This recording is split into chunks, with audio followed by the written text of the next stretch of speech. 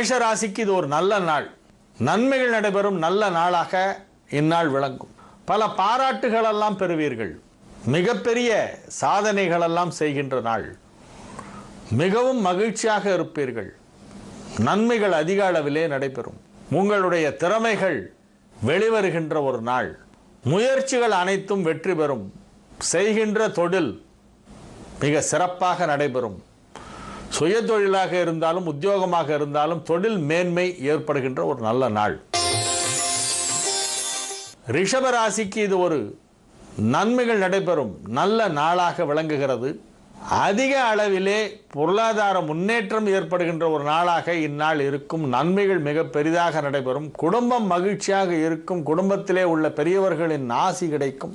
உற்றார் உறவினர் நண்பர்கள் வருகையால் வீடு மிகவும் கலகலப்பாக இருக்கின்ற ஒரு நாளாக இந்நாள் இருக்கும். நீங்களும் வெளியிலே சில நிகழ்ச்சிகளிலே சென்று கலந்து கொண்டு அதன் மூலமாக மகிழ்ச்சி அடைவீர்கள்.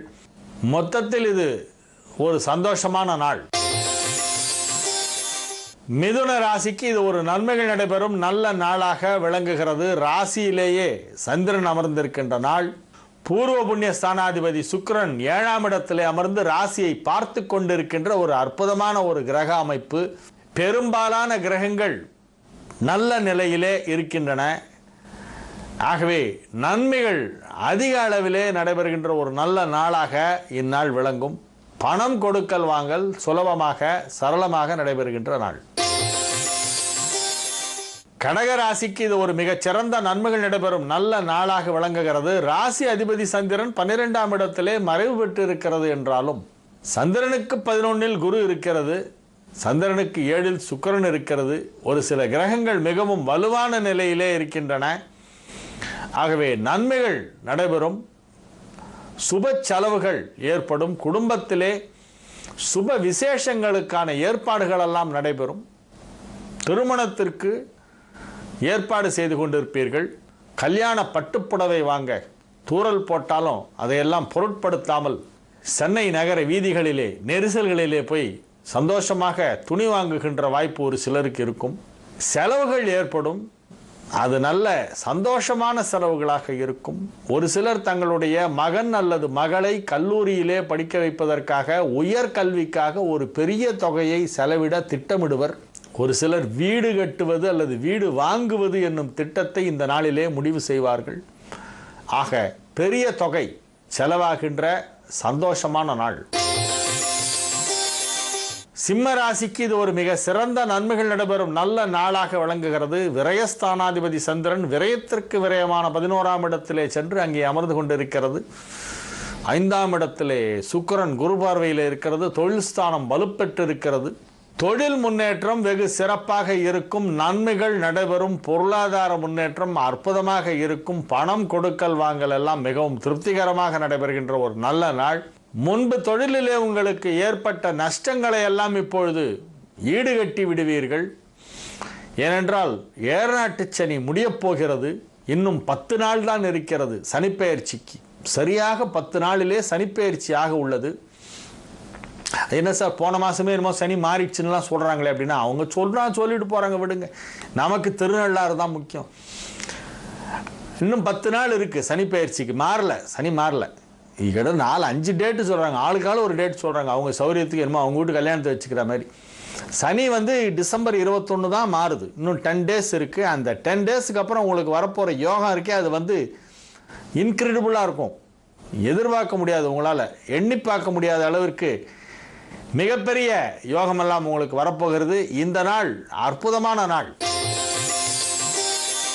கன்னி ராசிக்கு இது ஒரு மிகச்சிறந்த நன்மைகள் நடைபெறுகின்ற ஒரு நல்ல நாள். பெரும்பாலான கிரகங்கள் வலுவான நிலையிலே இருக்கின்றன. ராசிக்கு 10ஆம் இடத்து சந்திரன். அற்புதமான நன்மைகள் எல்லாம் நடைபெறுகின்ற ஒரு நல்ல நாளாக இந்நாள் விளங்குகின்றது. உங்களுடைய தொழிலிலே ஏற்பட்ட ஒரு சுணக்கமான ஒரு நிலை மாறி பிணக்கங்கள் எல்லாம் மாறி நல்லிணக்கம் எல்லாம் ஏற்படுகின்ற ஒரு நல்ல கிரக நிலவரம். தொழில் வளர்ச்சி சிறப்பாக இருக்கும். பொருளாதார நிலையிலே நல்ல வளர்ச்சி ஏற்படும். குடும்பம் மகிழ்ச்சியாக இருக்கும். ஆரோக்கியம் சிறந்து விளங்கும். துலா ராசிக்கு இது ஒரு அற்புதமான நன்மைகள் நடைபெறுகின்ற நல்ல நாளாக விளங்குகிறது. காலை 8 மணி 21 நிமிடத்திற்கு உங்களுக்கு சந்திராஷ்டமம் முடிந்து விடுகிறது. 8:21 சந்திராஷ்டமம் முடிஞ்சிருது. அதுக்கப்புறம் நீங்கள் உற்சாகமாக உங்களுடைய பணிகளை கவனிக்கலாம். எங்கே விட்டீங்களோ அங்கே தொடரலாம். 3 நாளைக்கு முன்னால் நீங்கள் எதை செய்தாலும் அது வெற்றிகரமாக நடந்து முடியும். நன்மைகள் அதிகமாக நடக்கும். மிகப்பெரிய முன்னேற்றம் தொழிலில் ஏற்படும். மாணவ மாணவியருக்கு கல்வி முன்னேற்றம் வெகு சிறப்பாக இருக்கும். 2ஆம் இடமாகிய வாக்குஸ்தானத்திலே புதன் சூரியன் சேர்க்கை ஏற்பட்டு இருக்கிறது. ஒரு சிலர் பேச்சு போட்டி, பாட்டு போட்டி போன்றவற்றிலெல்லாம் கலந்து கொண்டு அதிலே பரிசுகள் வாங்கி கொண்டு வருவார்கள் குழந்தைகள். நன்மைகள் அதிக அளவிலே நடைபெறுகின்ற ஒரு நல்ல நாள். விருச்சிக ராசிக்கு இது ஒரு சந்திராஷ்டம நாள் என்பதால் முக்கியமான முடிவுகள் எல்லாம் இந்நாளிலே எடுக்க வேண்டாம். காலை 8:21 சந்திராஷ்டமம் ஆரம்பமாகிறது. ஆகவே நீங்கள் உங்களுடைய முக்கியமான அலுவலகத்துக்கு போகிறது, அலுவலக பணிகளை கவனிப்பது, செய்துதான் ஆக வேண்டும் என்று இருக்கக்கூடிய உங்களுடைய கடமைகளை தவிர வேறு எதையும் செய்ய வேண்டாம்.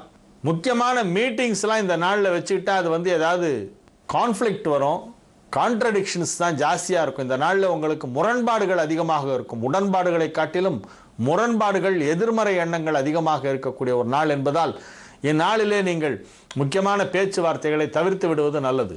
பயணங்களையும் தவிர்த்து விடுவது நல்லது. பணம் கொடுக்கல் வாங்கல ரொம்ப கேர்ஃபுல்லாக இருக்கணும். தனுசு ராசிக்கு இது ஒரு மிகச்சிறந்த நன்மைகள் நடைபெறுகின்ற நல்ல நாளாக விளங்குகிறது. அற்புதமான நன்மைகள் எல்லாம் நடைபெறப் போகின்றன. ராசி அதிபதி குரு இன்னும் 4 நாளிலே வக்கர நிவர்த்தி பெறுகின்றது. வக்கரகதியில் இருக்கு. இப்போ மேஷத்தில் குரு இன்னும் 4 நாளில் வக்கர நிவர்த்தி ஆறுது. அந்த கரெக்டாக நிவர்த்தி ஆகிற அன்னைக்கு தனுசுக்கு ஏதாவது ஒரு பெரிய யோகம் அடிக்கும். இன்னும் 4 டேஸ் இருக்குது, 15ஆம் தேதிக்கு. இந்த நாள், இந்த ஞாயிற்றுக்கிழமை தனுசுக்கு ரொம்ப ரொம்ப ரொம்ப ஒரு பெரிய யோகமான ஒரு நாள் என்று உறுதிபட சொல்லலாம். இந்நாளிலே நீங்கள் ஏதோ ஒரு பெரிய சாதனை ஒன்றை செய்வீர்கள். மகர ராசிக்கு இது ஒரு மிகச்சிறந்த நன்மைகள் நடைபெறும் நல்ல நாளாக விளங்குகிறது. திருமண வயதிலே உள்ளவர்களுக்கு திருமணம் நிச்சயிக்கப்படுகின்ற, திருமண பேச்சுவார்த்தை வெற்றிகரமாக நடந்து முடிகின்ற ஒரு நாள். இந்நாளிலே உங்களுடைய வாழ்க்கை தரம் உயரும். நன்மைகள் மிக பெரிய அளவிலே நடைபெறும். கலைத்துறை சார்ந்தவர்களுக்கு அற்புதமான நன்மைகள் நடக்கும். சுக்கிரனும் சந்திரனும் நேர் எதிரெதிர் வீட்டிலே அமர்ந்து கொண்டு 180 டிகிரிஸில், மிதுனத்தில் சந்திரன், தனுசில் சுக்கிரன் ஒன்று பார்க்கறது ரொம்ப அற்புதமான ஒரு கிரக அமைப்பது. ஆகவே நன்மைகள் அதிக அளவிலே நடைபெறும். கலைத்துறையினருக்கு மட்டுமின்றி அனைத்து துறையினருக்கும் நன்மைகள் நடைபெறும். நீதி பரிபாலனம் செய்பவர்கள், நீதித்துறை சேர்ந்தவர்கள், நிதித்துறை, நீதித்துறை ஆகிய இரண்டிலுமே உள்ளவர்களுக்கெல்லாம் இந்நாளிலே நன்மைகள் அதிகமாக நடைபெறும். கும்பராசிக்கு இது ஒரு உற்சாகமான நாள்.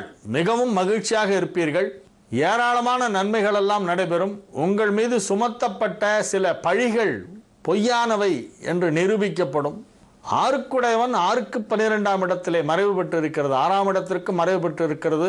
ஆகவே உங்களுக்கு அது நன்மை செய்யும். வழக்கு, வியாஜ்யங்கள், பஞ்சாயத்து, சண்டை சச்சரவு, இந்த மாதிரியான விஷயங்கள் எல்லாம் உங்களுக்கு ரொம்ப ஃபேவரபுளாக இருக்கும். இந்த நாளில் நீங்கள் எடுக்கும் முடிவுகளுக்கு உங்களுடைய உடன் இருப்பவர்கள் கட்டுப்படுவார்கள்.